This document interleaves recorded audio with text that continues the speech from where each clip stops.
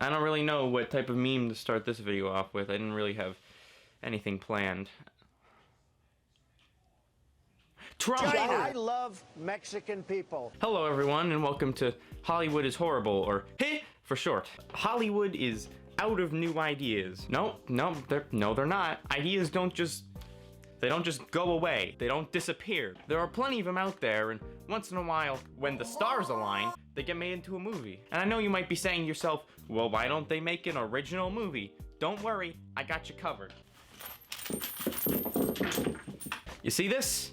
Hollywood loves this very, very much. And they will do terrible things to get their greasy, wrinkled hands on it. Terrible things. You see, the industry's changed quite a bit. It used to be that a studio would invest their money into about 5, 6, 7 or so moderately budgeted films. Sure, one of them would be Samurai Cop. I want his head on this piano! But the other would be Star Wars. Boom! Profit for everyone. We made a profit and we didn't have to kill cinema while doing it. It's a win-win. Win-win for you, win-win for me, win-win for that kind of racist janitor that only speaks in grunts and kind of eyes you the wrong way.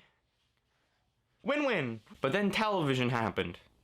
And then video games happened. And then Netflix happened. Now people could just stay at home and play Bakugan or some garbage. I don't get paid. And that's exactly what they did. The average person only goes to the theater about 3 or so times a year now. So what do you think they're gonna see? They're gonna want to see Transformers, Revenge of the Fallen, Dark Side of the Moon, of the Planet of the Apes 6. And thus studios began investing all their money into one or two heavy hitters like Boo! I'm a dear Halloween! Now you might be saying to me, thanks for that completely obligatory history lesson about the industry of film, sarcasm drooling from your clever little mouths. But it's to give you a sense of the market's atmosphere. If you're gonna invest all your money into one or two heavy hitters, you're gonna wanna make sure you have a return on investment on both of them. So this is a thing we're gonna have to deal with. A bunch of paranoid businessmen who are in a constant state of seizure. And that's how we get things like this, and this, or this, I guess. This is where the mentality comes from. Remember that Western with Steve McQueen? No? Here it is again, but this time Chris Pratt suicide bombing. It's really just the result of a much larger problem, that being Hollywood's constant state of panic and salivation. Maybe if you had just a tad of foresight, you wouldn't have to freak out so often. Oh my god, no one wanted to see that movie that literally no one wanted to see. Yes, I would like to greenlight a live-action Wiggles remake, but this time they're lesbians. I understand that in this video about remakes, I'm talking very little about remakes, but it's simply a branch of a much more crooked tree. The great thing about this is that Hollywood is now terrified to call anything a remake because of the connotation in the public eye. No one likes remakes. Everyone's complaining, oh, they remade that?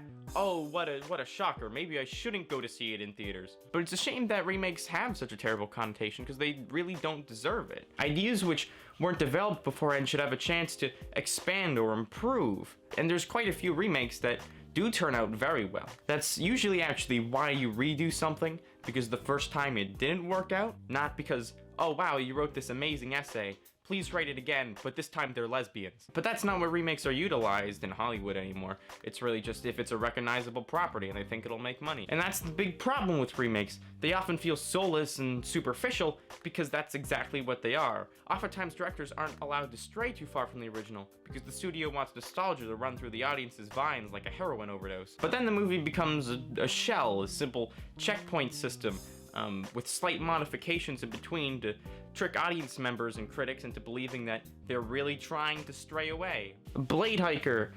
It's like Blade Runner, except he's Jewish now. And also a lesbian. Basically, if you want to get at the heart of what I'm saying, if a film was rather successful in its first try and doesn't have a lot of developmental value, maybe just leave it be. Wow, that's some revolutionary stuff right there. Or bring in a new director who with a new vision or thoughts of how to change it, and let him change it. If you really just want to make money, just base a film off a comic book like Marvel or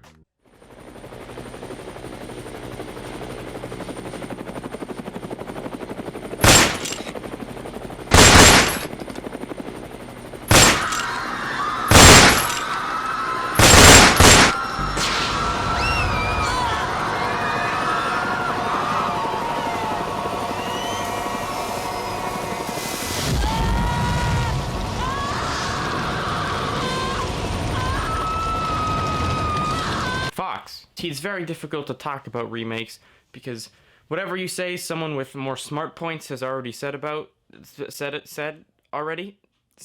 Hollywood's been more or less transitioning to reboots anyway, which, don't worry, I will get to. None shall escape the wrath that is my inferiority complex. But now it doesn't even make sense from a financial standpoint. You're doing a thing that nobody likes, and you're not making any money from either. What are you doing? What is this? This is self-harm at this point. Sony, this is me stretching my hand out to you.